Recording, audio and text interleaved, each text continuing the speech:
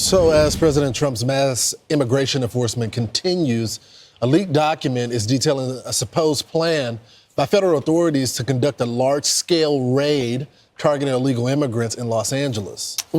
This is interesting. The Los Angeles Times has obtained a leaked internal federal document detailing the plans. The outlet reports that the planned raid was going to be such a large-scale operation that ICE agents were also going to be joined by the FBI and DEA, with this raid supposedly set to happen before the end of the month. Trump's administration is starting to express frustration over these leaks. Newly sworn-in Attorney General Pam Bondi has issued a clear warning last night for those responsible. If anyone leaks anything, people don't understand that jeopardizes the lives of our great men and women in law enforcement. And if you leaked it, we will find out who you are and we will come after you. And it's not going to stop our mission. It's not going to stop the president's mission to make America safe again. We were very clear with the lawsuit that we filed in Chicago that if you don't follow the law, you will be prosecuted by the Department of Justice. So this is the latest news. It comes after Trinidad gang members were allegedly tipped off in Colorado just last week ahead of a raid planned there. And raids in Chicago were also delayed last month after another media leak. Well, between the leaks and the handful of Democrat-led cities still trying to hinder raids and deportation efforts by declaring sanctuary city status, we'll continue to see how President Trump's deportation efforts unfold. Boy, oh boy, oh boy, oh boy, oh boy. So we got to talk about a story that is extremely frustrating, but it's a story that highlights why you have to have mass cuts and firings at these institutions, these agencies that are hell-bent on undermining the President of the United States and the America First agenda. Like, for example, the mass deportations, because apparently there are snitches at the DOJ and the FBI when it comes to the ICE raids that are happening in these sanctuary cities. Okay, so we briefly discussed the ICE raid of the apartments in Aurora, Colorado, where you had the Tren de Aragua gang members. You know, the story that the mainstream liberal media said was a right-wing conspiracy. It wasn't true. Turns out it was true. ICE went to raid the apartments, and a lot of the gang members got away. Now, how they got away? Well, that's because apparently you have a rat inside of the government that is leaking information about the ICE raids to these sanctuary cities to tip off the criminals, letting the criminals know, the gang members know ahead of time, hey, ICE is coming, so that you can run away, so that you can get away. Again, disgusting, absolutely disgusting behavior. You are tipping off gang members to escape law enforcement so that they can continue to commit crimes and to cause chaos. Those are the type of people that we're dealing with in this government, guys. And this is why we need people like Kash Patel to get confirmed as the head of the FBI so that we can get started cleaning out this agency and trying to get this country back on track. Because as long as the deep state is currently working to undermine the Trump administration, our efforts are going to be less efficient than they should be. So without further ado, I want to play this clip here of Kristi Noem essentially calling out the FBI for leaking some of the details about the planned ICE raid that's actually about to happen in Los Angeles. Homeland Security Secretary Kristi Noem is calling out the FBI, claiming the Bureau is responsible for leaking details about a major immigration enforcement operation planned for Los Angeles. The Los Angeles Times reported details on upcoming ICE raids in the city, citing anonymous sources who provided them intel. Kristi Noem shared their exclusive on X, saying the FBI is so corrupt. We will work with any and every agency to stop leaks and prosecute these crooked deep state agents to the fullest extent of the law. According to the LA Times report, the operation was expected to happen by the end of this month, and the Drug Enforcement Administration and the FBI were said to be assisting ICE. ICE has not issued a statement in response to the LA Times story, but Trump administration officials suggest leaks to the media on upcoming operations is putting law enforcement at risk, with U.S. Attorney General Pam Bondi telling Fox News those leakers could face prosecution. If anyone leaks anything, people don't understand that jeopardizes the lives of our great men and women in law enforcement. And if you leaked it, we will find out who you are and we will come after you. Another consequence of leaks, according to border czar Tom Homan, is botched operations. Homan says leaks of raid information came out in the Denver area ahead of their operation there last week, resulting in far fewer arrests than what was originally expected. This isn't a game. When the operations get leaked like that, it puts our officers at great risk. It's already a dangerous job. The rest of we know TDA is dangerous. Everybody can agree to that. But when they get a heads up we're coming, it's only a matter of time before our officers are ambushed. Meanwhile, Facts. And that's exactly what's at stake here. We're talking about the lives of our law enforcement members who have to do a very dangerous job. Okay, you're dealing with some of the most dangerous criminals in the world. And you got clowns that are leaking this, trying to help the gang members get away. Yeah, I mean, this is bad. This is really, really, really bad. And again, it's super annoying because out of one side of their mouth, the mainstream liberal media will basically taunt President Trump for his mass deportation numbers not being as good as Obama's, right? Which, again, they don't criticize Obama for his mass deportations, right? He deported in chief. But, again, you got to understand, President Trump is working against everybody. He's working against his own government. When it comes to executing these mass deportations, you have states like California that have Trump-proof their states. You have these cities that went out of their way to tell their law enforcement, their police, no, you cannot work with ICE. You cannot work with federal agents. So when you have the whole country, right, where most of the illegals are in these blue states, okay, in these blue cities, working against you, yeah, it makes your job harder, and it also makes the job more dangerous. But again, you know, this is par for the course when it comes to Democrats. They care about criminals more than they care about law-abiding citizens. That's what they care about the most, and they will protect the criminals at all costs. While immigration advocacy groups are calling for more information about ICE operation activity, suggesting not only criminals are being targeted by ICE, but vulnerable migrant communities too. While the Trump administration has said violent criminals in the country illegally are the current priority, they say anyone in the country illegally could be deported.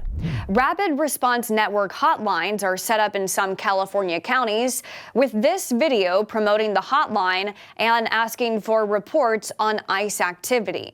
These are not criminals. These are individuals who make up the fabric of who we are as the greatest nation in the greatest state in the world. There's two agents approaching a house right now. One of their vests says ICE police on it.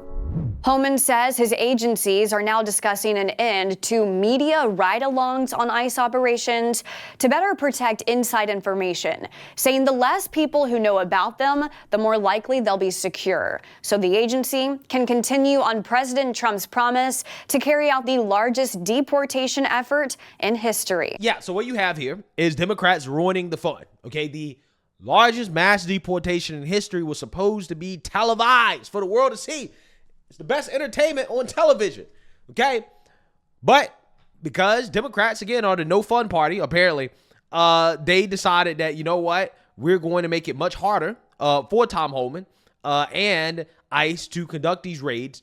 And now Tom Homan has to operate in more secrecy, right? So you can't have the media ride-alongs because stuff is getting leaked to the media. You have snitches within the FBI. They're going to the sanctuary cities and linking information. But the good thing is that Tom Homan has announced that they believe they found the person who was leaking the information to some of these sanctuary cities. Take a look. Tom, where are these leaks coming from? Well, look, we think it's coming from inside, and we know the first leak of Aurora is under current investigation. We think we identified that person under investigation right now. The California leak, Secretary Noem, you know, she's correct. Some of the information we're receiving tends to lead toward the FBI. But I talked to the Deputy Attorney General all this weekend. They've opened up a criminal investigation, and they have promised that not only this person lose their job and lose their pension, they're going to go to jail. They're going to criminally prosecute. So we're all over it. We got the DHS IG investigating the first one. Have a pretty good idea what happened. Can't share a lot because it's under investigation, but the IG's opened up a criminal investigation on the second one. We're sending a strong message. It's just not, you know, giving the bad guys a heads up so they can escape apprehension. Right? We're arresting, you know, giving, you know, the Venezuela gang a heads up so we can't arrest them. You're putting officers' lives at risk. It's only a matter of time if we walk into a place where there's going to be a bad guy doesn't care. He's going to be sitting in wait for the officers to show up and ambush them. This is not a game. So DHS and DOJ are connected at hip to hold these people responsible in a criminal fashion.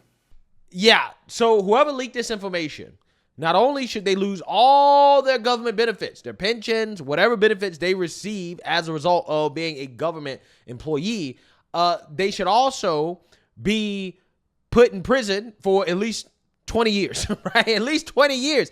I'm so serious, okay? They should be punished to the maximum extent of the law because they're putting law enforcement in danger. They're costing taxpayers money, okay? These operations are expensive, okay? They're very expensive. Again, that's another part about this that annoys me because Democrats want to talk about how this costs too much, right? This is the first time Democrats ever talked about something costing too much, right? They only think that things cost too much when they benefit the American people. Like, for example, tax cuts cost too much, right? Can't do that, okay? Mass deportations cost too much. Can't do that.